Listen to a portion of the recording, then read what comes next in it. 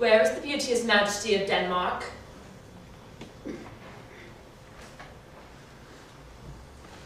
How shall I know?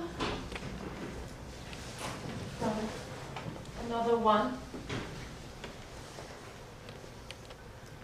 By his cockle hat and staff, and his sandal shoe. Say you, nay, pray you, Mark. He is dead and gone, lady. He is dead and gone. At his head a grass-green tuft, at his heels a stone. Pray you, Mark. White his shroud as the mountain snow, larded with sweet flowers that bewept to the ground, did not go with true love showers.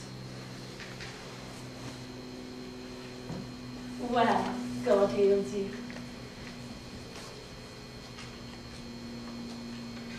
See, the owl was a baker's daughter.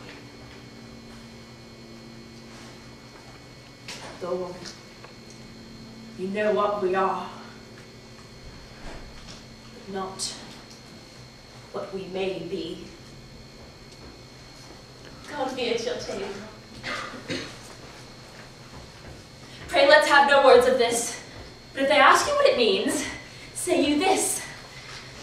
Tomorrow is St. Valentine's Day, all in the morning betime, and I made at your window to be your Valentine, and up he rose, and donned his clothes, and up the chamber door, let in a maid, let out a maid, never departed more. Indeed, Lord, without an oath I'll make an end on it. By Jess and by Saint Charity, alack and fie for shame. Young men will do it if they come to it. By cock they are to blame. Quoth she, before he told me, he promised me to wed. Yet so would I have done by yonder sun. And thou hadst not come to my bed.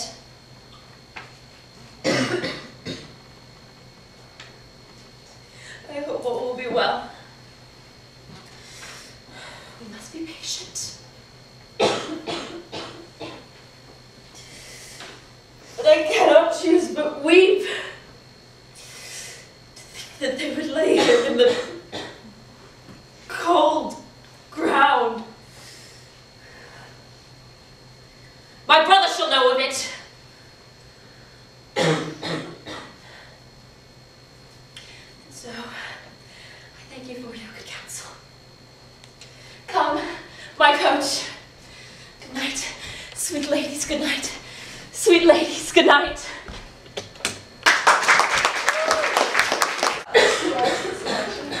So yeah, my name's Lana Lynch, and that was Ophelia.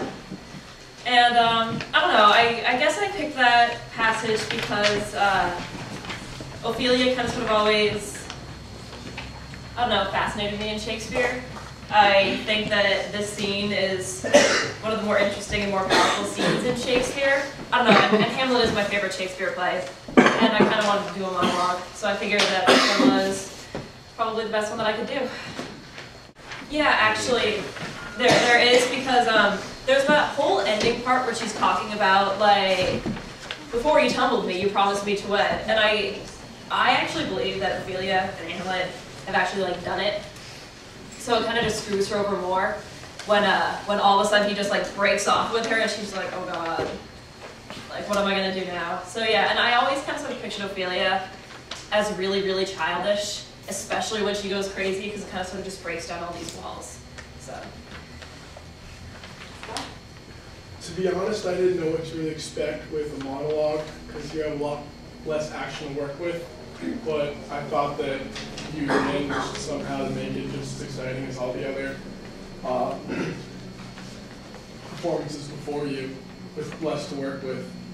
And I think you make a pretty compelling crazy person as well. Thanks. I don't remember, but was this all one monologue, or did you splice together? And okay. Okay, yeah, no, actually, in the beginning, I was gonna have different people kind of sort of like just have the TA say some of the lines, because there are times like, obviously, like when I'm turning and talking to someone that really isn't there, those are actually times when someone is saying something.